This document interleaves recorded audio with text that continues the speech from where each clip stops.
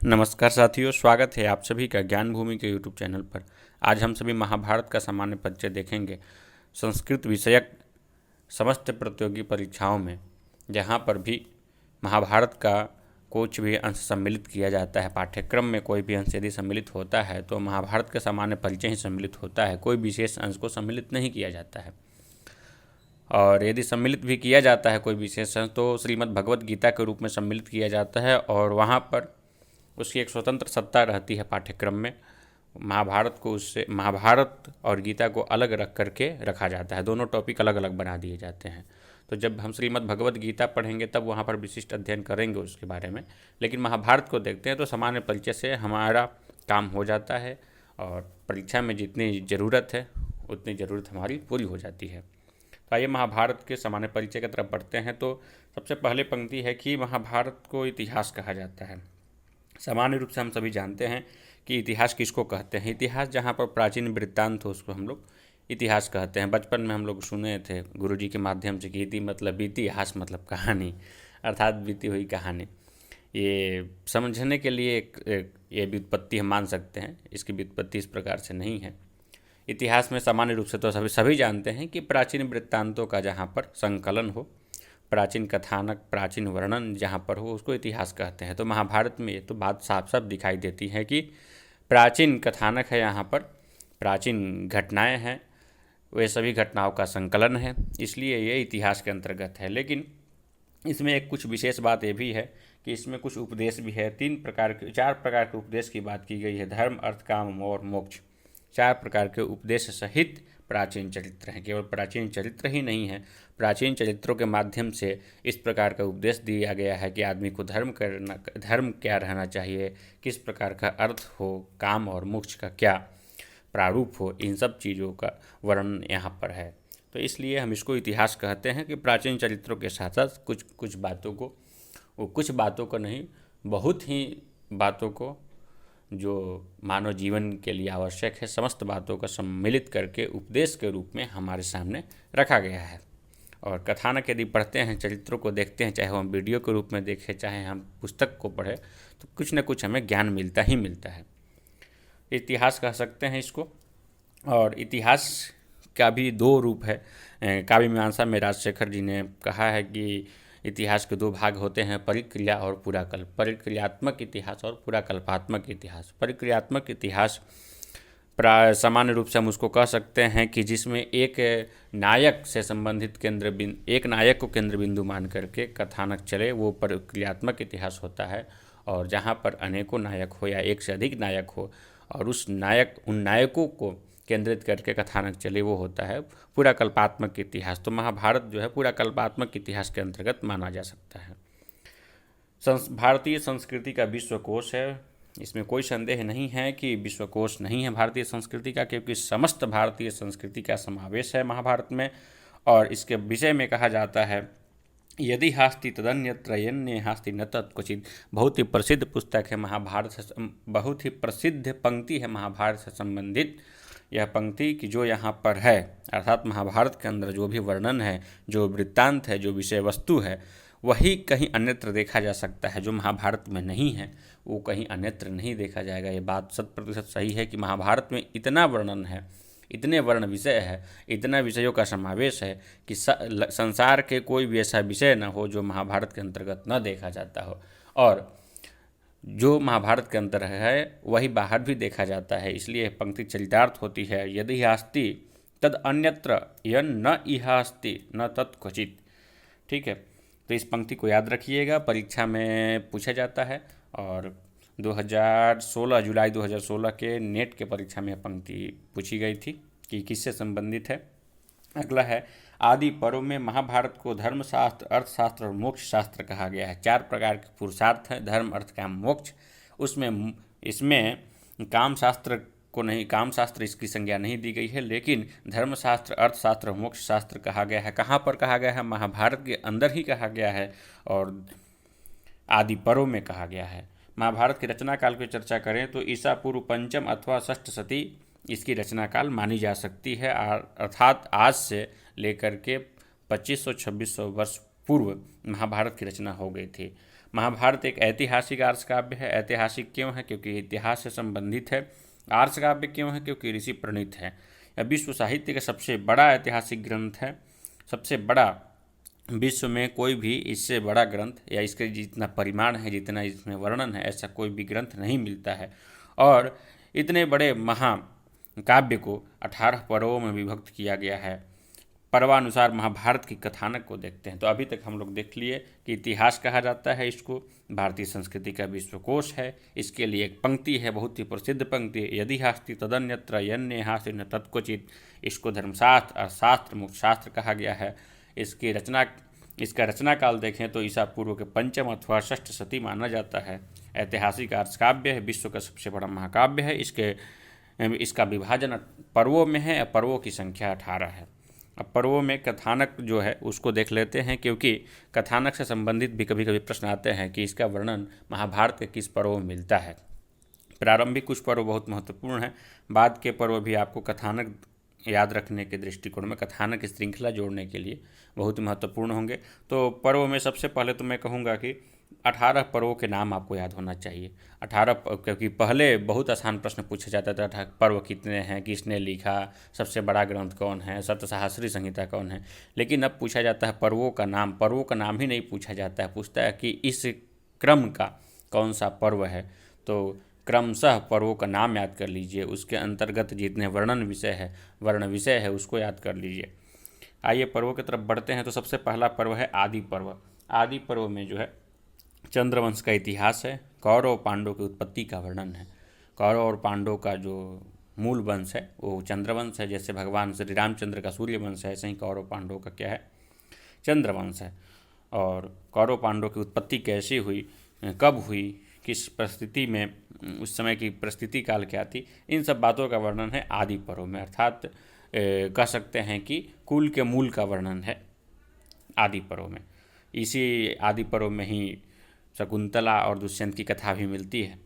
इसको भी आप याद रखिएगा कि आदि पर्व में शकुंतला दुष्यंत की कथा मिलती है, जिसको आधारित करके अभिज्ञान शाकुंतलम लिखा गया है महाकवि कालिदास के द्वारा। अगला पर्व है सभा पर्व। सभा पर्व में सभा होती है जहाँ पर द्युत क्रीड़ा होती है, और द्युत क्रीड़ा के समय ही, द्युत क्रीड़ा के उपरांत शिशुपाल का वध होता है भगवान श्री कृष्ण के द्वारा, और उसी वध को आधारित करके लिखा गया है शिशुपाल वधम महाकाव्य। तो उसको भी आपको याद रखना है कि आदि पर्व पे या आदि पर्व से संबंधित है अभिज्ञान शाकुंतलम, सभा पर्व से संबंधित है शिशुपाल वध। अगला है वन पर्व। तीसरा पर्व है वन पर्व। तीसरा पर्व का नाम याद रखिएगा, वन पर्व बहुत महत्वपूर्ण पर्व है। इसमें अनेकों उपाख्यान आख्यान है, इसको आगे देखेंगे कौन कौन से उपाख्यान है। पांडवों का वनवास का वर्णन है वन पर्व में, वन है तो वनवास का वर्णन रहेगा। विराट जो है राजा से संबंधित, पांडव जहाँ पर अज्ञातवास किए थे उसका वर्णन है विराट पर्व में। उद्योग पर्व में उस घटना का वर्णन है जहाँ पर भगवान श्री कृष्ण के द्वारा संधि का प्रयास किया गया था। भगवान श्री कृष्ण युद्ध को टालना चाहते थे, लेकिन संधि का प्रस्ताव अस्वीकार कर दिया गया कौरवों के द्वारा और युद्ध हुआ। तो यहाँ तक तो सामान्य बात आई, युद्ध अभी प्रारंभ नहीं हुआ था। आदि में देख ही रहे हैं अभी तक 5 पर्वों में। आदि में सबसे पहले चंद्रवंश का इतिहास, कौरव पांडव की उत्पत्ति, सभा में सभा हुई, दूध क्रीड़ा हुआ, वन में पांडवों का वनवास वर्णन है, विराट में अज्ञातवास वर्णन है, और उद्योग में भगवान श्री कृष्ण के द्वारा संधि का प्रस्ताव लेकर के कौरव के पास जाया गया है। अगला भीष्म। भीष्म पर्व में सबसे महत्वपूर्ण जो वृत्तांत है अर्जुन का गीतोपदेश है, और इसी पर्व से युद्ध प्रारंभ होता है। सबसे पहले सेनापति होते हैं कौरवों की तरफ से भीष्म, और भीष्म के ही सेनापति नेतृत्व में युद्ध सबसे अधिक दिन चलता है। बाद में भीष्म के बाद द्रोण बनते हैं सेनापति। चूँकि भीष्म का भी वध, मृत्यु नहीं होती है यहाँ पर, मृत्यु बाद में होगी, लेकिन द्रोण, कर्ण, शल्य ये जो पर्व हैं इनके मृत्यु के साथ ही ये पर्व समाप्त हो जाते हैं। भीष्म पर्व की समाप्ति का कारण ये है कि भीष्म जो है युद्ध से हट जाते हैं और द्रोण बन जाते हैं सेनापति। तो इस प्रकार से सबसे पहला युद्ध वाला पर्व कहा जाए तो भीष्म पर्व है, और भीष्म के नेतृत्व में ही युद्ध सबसे ज़्यादा दिन चला था। और उसमें एक बहुत महत्वपूर्ण वृत्तांत जो है भीष्म पर्व का, भगवान श्री कृष्ण के द्वारा अर्जुन को उपदेश दिया गया, जिसको हम लोग श्रीमद् भगवद गीता के नाम से जानते हैं।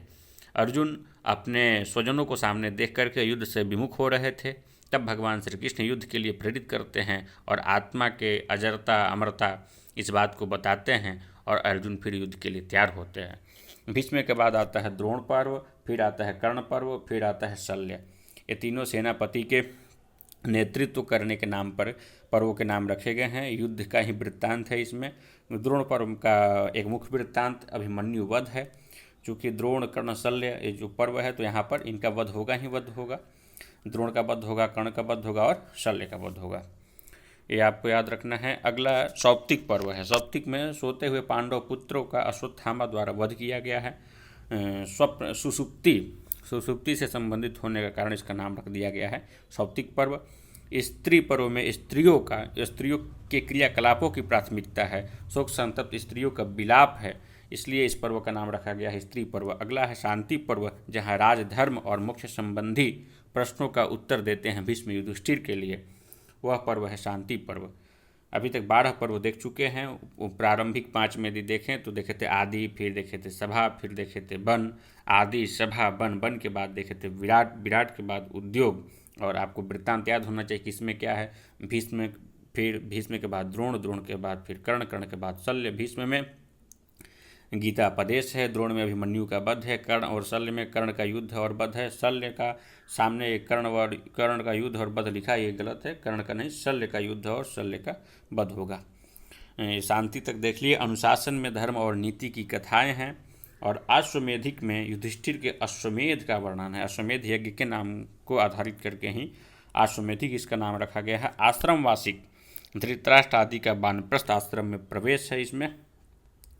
और मौसल पर्व जो है यादवों के नाश से संबंधित है। मुसल के कारण यादव कुल का नाश हुआ था। ऋषि ने शाप दिया था कि जिस मुसल के सहारे तुम सभी ने हम सभी का उपहास किया, इसी मुसल के कारण यादव कुल का नाश होगा। और भगवान श्री कृष्ण के कुल का नाश हो गया था ऋषि के शाप के कारण।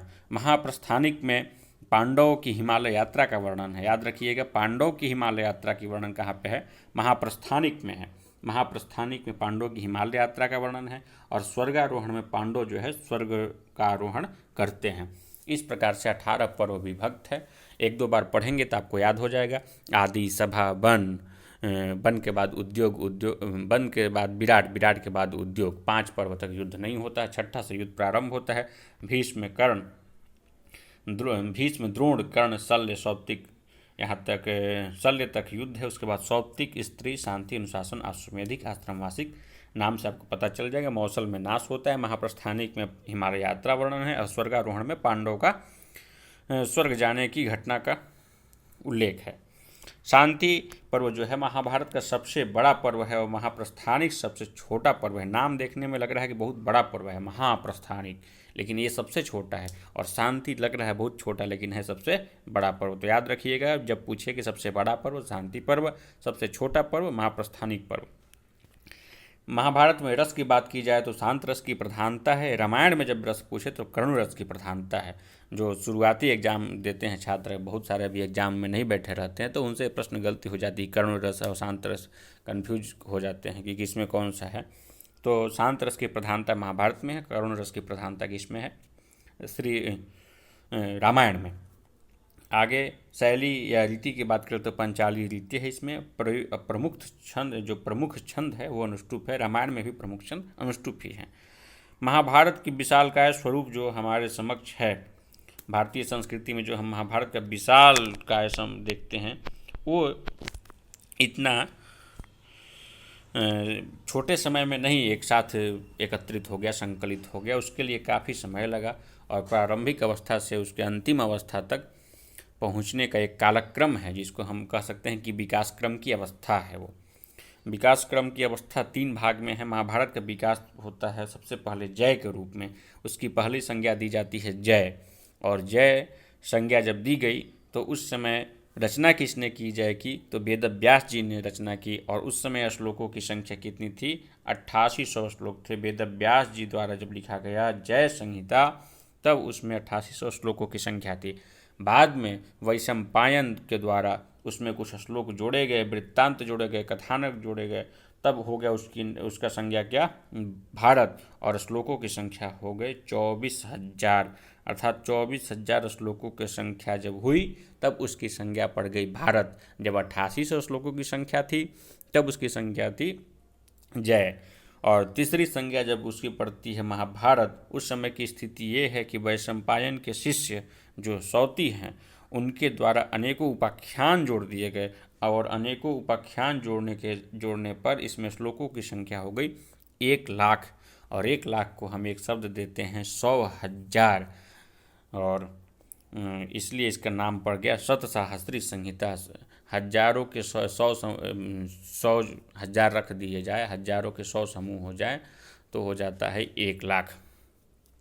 इसलिए इसका एक नाम पड़ गया शतसाहस्री संहिता। यहाँ लिखा भी है 1,00,000 श्लोक वाला है, अतः इसका नाम शतसाहस्री संहिता है।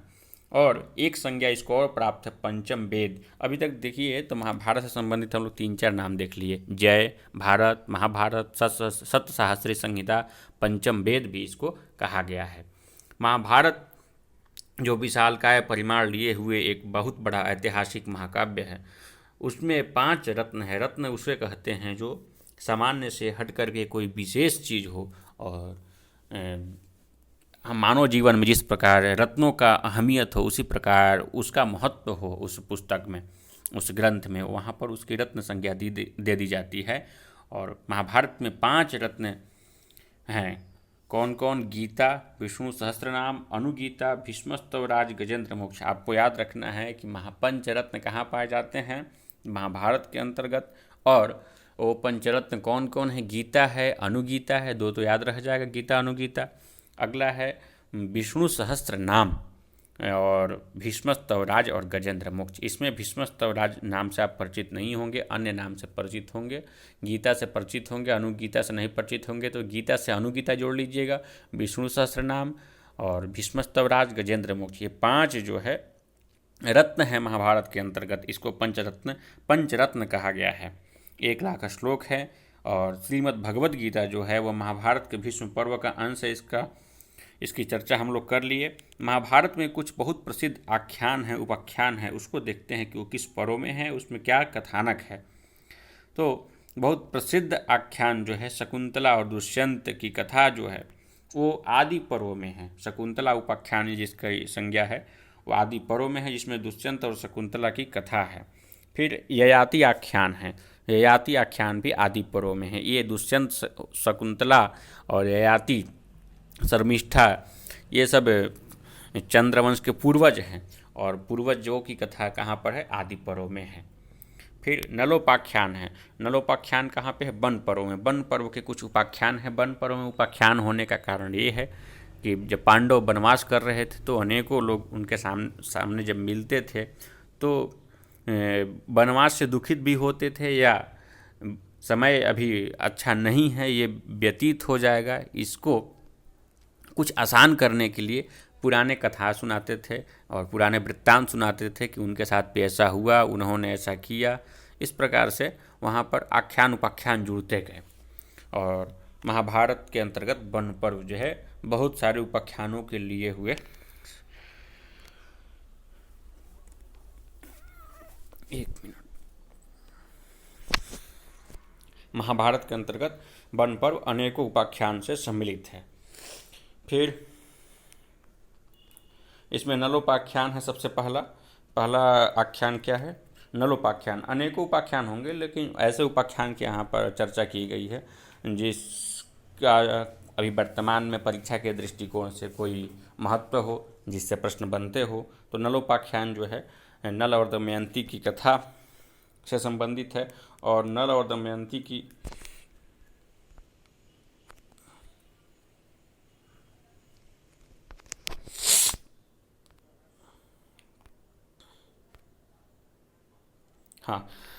नलोपाख्यान नल दमयंती के कथा से संबंधित है। और नल उपाख्यान को उपजीव्य माना गया है किसका?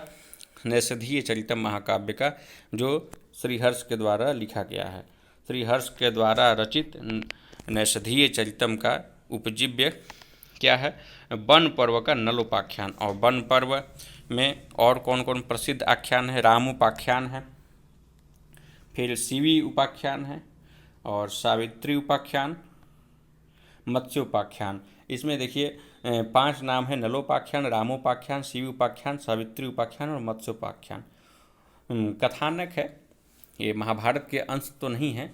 महाभारत से पूर्व घटी कुछ घटना है जिसका वर्णन महाभारत के वन पर्व में है। पांडवों के पास कोई आता था, उनके समक्ष कोई कथानक कहता था, उसी कथानक को महाभारत के अंतर्गत जोड़ लेने के कारण ये उपाख्यान के रूप में वहाँ पर विराजमान है। और श्लोकों की संख्या बढ़ाने में कहीं न कहीं इन उपाख्यानों का भी योगदान है। तो किसमें क्या वर्णित है आपको याद रखना, 3-4 बात याद रखना है कि कौन सा उपाख्यान महाभारत से संबंधित है और किस पर्व से संबंधित है। तो वन पर्व से संबंधित जो है 6 याद रखिएगा: नलोपाख्यान, रामोपाख्यान, शिवी उपाख्यान, सावित्री उपाख्यान, मत्स्योपाख्यान। और इसमें वर्णन क्या है, तो नलोपाख्यान में राजा नल और दमयंती की कथा है, रामोपाख्यान में राम की कथा है, शिव उपाख्यान में कबूतर संबंधित जो राजा की कथा है, सावित्री उपाख्यान में सत्यवान और सावित्री की कथा है। इसमें आपको सत्यवान नाम याद रखना होगा क्योंकि पूछ देगा सावित्री उपाख्यान से संबंधित कौन कौन है, तो सत्यवान सावित्री लिखा रहेगा वही विकल्प सही होगा। सावित्री के साथ कोई और नाम लिख देगा वो विकल्प सही नहीं होगा। मत्स्योपाख्यान में मत्स्य अवतार की कथा है। दशा अवतार में जो सबसे पहला अवतार माना जाता है मत्स्य, उसका वर्णन है मत्स्योपाख्यान में। महाभारत के अंतर्गत कुछ प्रमुख स्तोत्र हैं। स्तोत्र जो बहुत प्रसिद्ध है, विष्णु सहस्त्रनाम है, शिव सहस्त्रनाम है, गजेंद्र मोक्ष है और भीष्म स्तवराज है। अभी भीष्म स्तवराज, भीष्म, गजेंद्र मोक्ष, विष्णु सहस्त्रनाम, इन तीनों को हम लोग देखे थे कि ये पंचरत्न के अंतर्गत भी आते हैं। शिव सहस्त्रनाम पंचरत्न के अंतर्गत नहीं आता है, लेकिन प्रमुख स्तोत्र है महाभारत का जरूर। तो याद रखना है, विष्णु सहस्त्रनाम और शिव सहस्त्रनाम अनुशासन पर्व से संबंधित है। हरिवंश पुराण महाभारत का खील पर्व है। हरिवंश पुराण का नाम हम सभी सुने होंगे, आप लोग भी सुने होंगे।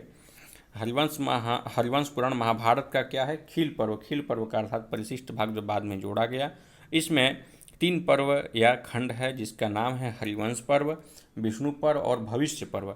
याद रखिएगा, हरिवंश पुराण महाभारत का खील पर्व है, 3 खंड है, हरिवंश पर्व, विष्णु पर्व, भविष्य। याद रखना होगा, हरिवंश, विष्णु और भविष्य। ठीक है। अब बहुत प्रसिद्ध टॉपिक हम लोग देखने जा रहे हैं जो आजकल के प्रश्न में फेवरेट हो गए हैं पेपर सेट करने वालों के लिए। महाभारत पर जो टीका लिखी गई और जो संस्करण है, तो महाभारत पर जो टीका लिखी गई है वो 2-4-5 ही प्रसिद्ध टीका है जिनसे बार बार प्रश्न पूछे जाते हैं, लेकिन प्रायः देखा जाता है कि विद्यार्थी लोग गलत कर देते हैं, कुछ विद्यार्थी सही भी करते हैं। सबको ही सही करे, इस दृष्टिकोण से आप लोग एक काम करिएगा कि इसको कॉपी पे लिख लीजिएगा, कुछ भी ट्रिक बनाइए, कुछ भी प्रयास करिए, लेकिन इसको याद कर लीजिए। तो देवबोध जो है लिखे हैं ज्ञान दीपिका। देवबोध के द्वारा लिखी गई टीका कौन सी है, ज्ञान दीपिका, और सबसे पुरानी उपलब्ध टीका है ये। देवबोध के द्वारा लिखी गई है ज्ञान दीपिका। याद रखना होगा तो देव ज्ञान याद कर लीजिएगा, देव ज्ञान, देव ज्ञान, देव ज्ञान 4 बार रटिएगा, याद हो जाएगा। विमल बोध जो है और लिखे हैं विस्मश्लोकी, और इसका एक अन्य नाम है दुर्घटार्थ प्रकाशनी, मतलब जो अर्थ आसानी से नहीं प्रकाशित हो रहा था उस अर्थ को भी प्रकाशित कर दे जो टीका, उसकी संज्ञा है दुर्घटार्थ प्रकाशिनी। विमल बोध लिखे हैं विस्मश्लोकी, वी से विमल और विस्मश्लोकी का वी, याद हो जाएगा। देवबोध कौन से लिखे, ज्ञान दीपिका लिखे हैं, देव ज्ञान याद करिएगा, ज्ञान दीपिका याद हो जाएगा। और एक बार 2 बार बोल देने से नहीं याद होगा, 2-4-5 दिन आपको आवृत्ति करनी होगी, फिर परीक्षा के समय 7 दिन पहले से आवृत्ति करनी होगी। फिर नीलकंठ लिखे हैं भारत भावदीप, भारत भावदीप लिखे हैं नीलकंठ। इस जो सर्वाधिक लोकप्रिय टीका है, नीलकंठ को याद रखिएगा। भारत भावदीप टीका लिखे हैं नीलकंठ, नील भारत याद कर लीजिएगा। और ये नीचे वाले में क्रम परिवर्तित हो गया। नारायण सर्वज्ञ लिखे हैं भारतात प्रकाश, पहले लिख दिया गया टीका का नाम, आप अपने कॉपी में इसको सही करिएगा। नारायण सर्वज्ञ लिखे हैं कौन सा, भारतात प्रकाश। भारतात प्रकाश टीका किसकी है, नारायण सर्वज्ञ की। इसमें याद करना है तो देखिए भारतार्थ में भी ऊपर र है, नारायण सर्वज्ञ में भी र है, भारतार्थ प्रकाश नारायण। और भारतोपाय प्रकाश याद करना हो तो इसमें मिश्र जोड़कर याद कीजिए, भारतोपाय प्रकाश चतुर्भुज मिश्र, इस प्रकार से मिश्र, भारतोपाय प्रकाश मिश्र याद कर लीजिए। तो याद हो जाएगा कि चतुर्भुज मिश्र की टीका है। तो हम लोग 5 टीका देखे।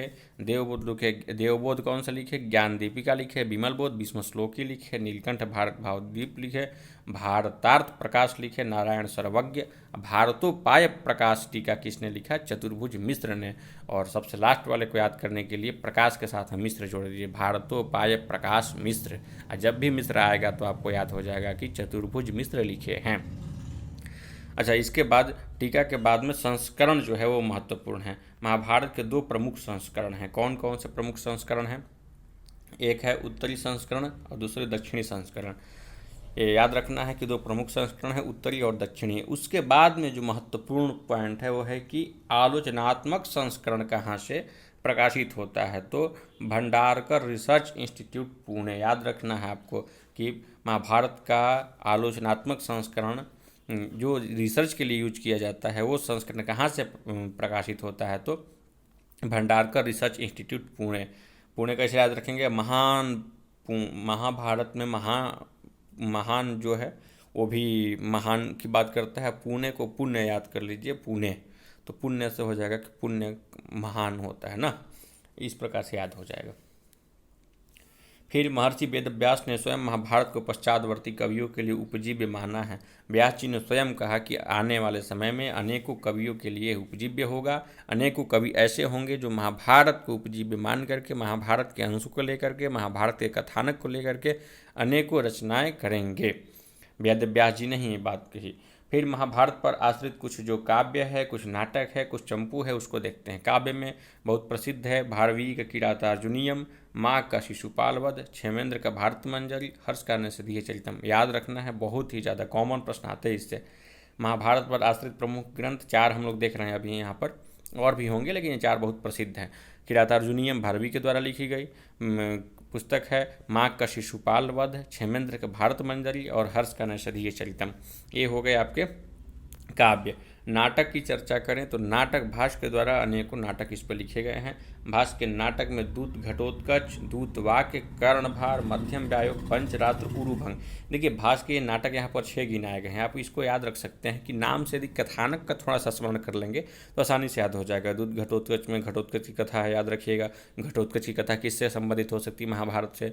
दूत वाक्य में भगवान श्री कृष्ण के वाक्य हैं, वो कहाँ से संबंधित हो सकते हैं, महाभारत से। कर्णभार में कर्ण से संबंधित कथा है। मध्यम व्यायोग में मध्यम पांडव से संबंधित कथा है। इस प्रकार से करके आप इसको याद कर सकते हैं। और पंचरात्र में 5 रात्र की बात है। उरुभंग में जंघा तोड़ने की बात है। तो ये सब महाभारत से संबंधित है। और कालिदास की अभिज्ञान शकुंतलम जो नाटक है, अभिज्ञान शकुंतलम नाटक, वो आदि पर्व से संबंधित है। भट्ट नारायण का वेणी संहार द्रौपदी से संबंधित हो गया। राजशेखर का बाल भारत, संपूर्ण महाभारत को ही संक्षेप में लिख दिए राजशेखर बाल भारत के नाम से। तो ये महाभारत पर आश्रित नाटक हो गए। चंपू काव्य हैं जो त्रिविक्रम भट्ट का नल चंपू है, अनंत भट्ट का भारत चंपू है, नारायण भट्ट का पंचाली स्वयंवर चंपू है, राज चूड़ामणि दीक्षित का भारत चंपू है। 2 लोग का भारत चंपू हो गया, अनंत भट्ट का भारत चंपू और राज चूड़ामणि दीक्षित का भारत चंपू तथा चक्र कवि का द्रौपदी परिणय चंपू है। 1 मिनट, द्रौपदी परिणय चंपू चक्र कवि के। इस प्रकार से कुछ चंपू ग्रंथ हो गए। याद रखिए, चंपू को एक बार रिवीजन मार लीजिए। त्रिविक्रम भट्ट का नल चंपू, अनंत भट्ट का भारत चंपू, नारायण भट्ट का पंचाली स्वयंवर चंपू, राज चूड़ामणि दीक्षित का भारत चंपू, चक्र कवि का द्रौपदी परिणय चंपू। महाभारत से संबंधित कुछ प्रमुख उक्ति है, उसको देख लीजिए। अहिंसा परमो धर्म, आनिशंस्यम परो धर्म, आशा बलवती राजन नैराश्यम परमं सुखम, दीर्घसूत्री विनश्यति, नास्ति विद्या समम चक्षु, सर्वस्त्र दुर्गाणी सर्वो भद्राणी पश्यति। ये कुछ प्रसिद्ध उक्ति है। महाभारत में इतने प्रसिद्ध उक्ति है कि उसको लिख पाना मुश्किल है, चाहे उसको संकलन करना भी मुश्किल है। बस 1-2 बार इसको पढ़े रहेंगे तो याद रहेगा कि महाभारत से संबंधित है, ऐसे बहुत इंपॉर्टेंट है नहीं। अच्छा, वेदव्यास जी के बारे में पश्चातवर्ती कवियों ने क्या कहा उसको देखा जाए तो गोवर्धनाचार्य ने महाभारत की प्रशंसा में कहा कि व्यास के वाणियों की सार है। व्यास जी ने अनेकों पुराण की रचना की, वेदों का विभाजन किए, अनेकों रचनाएं की समाज के लिए, लेकिन व्यास के वाणियों का सारांश कहीं देखने में मिलता है तो वह है महाभारत में। पंक्ति है, व्यास गिराम निर्यासम सारम विश्वस्य सारम भारतम वंदे। महाभारत ने स्वयं को इतिहासों में श्रेष्ठ बताया है। महाभारत में इस बात को स्वीकार किया गया है कि इतिहास में सर्वश्रेष्ठ ऐतिहासिक जितने भी काव्य है सर्वश्रेष्ठ है महाभारत। इस प्रकार से हम लोग महाभारत के सामान्य परिचय को देख लिए। अगले किसी वीडियो में महाभारत से संबंधित प्रश्नों को हम आपके समक्ष रखेंगे, प्रश्नों पर भी चर्चा जब करेंगे तो महाभारत से संबंधित सारे टॉपिक, ऐसे प्रश्न जो पूछे जाते हैं सबके सब क्लियर हो जाएंगे। बहुत बहुत धन्यवाद। वीडियो अच्छे लगे तो लोगों तक पहुंचाइए, आप स्वयं भी इसे देखिए, और जहां पर आपको लगे कि कुछ सुझाव देना हो तो आप सुझाव भी दीजिए। बीच में एक मिनट बीच में डिस्टर्ब हुआ है, उसके लिए क्षमा। नमः।